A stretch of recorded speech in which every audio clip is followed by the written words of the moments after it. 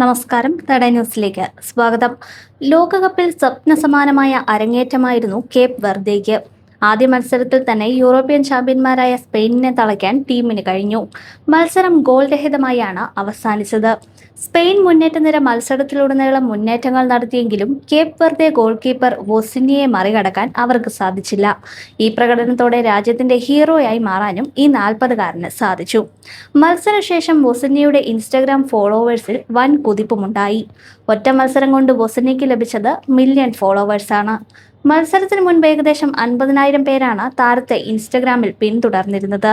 എന്നാൽ മത്സരം കഴിഞ്ഞതോടെ ഫോളോവേഴ്സ് കുത്തനെ കൂടി. നിലവിൽ അത് 50 ലക്ഷം കടന്നു. ഒരു മിനിറ്റിൽ തന്നെ ആയിരങ്ങളാണ് താരത്തെ പിന്തുടർന്നത്. സ്പാനിഷ് സംഘത്തെ പിടിച്ചുകെട്ടാൻ അവരെ സഹായിച്ചതിൽ പ്രധാനം 40 വയസ്സുകാരൻ ഗോൾ കീപ്പർ വൊസിനിയുടെ പ്രകടനമായിരുന്നു.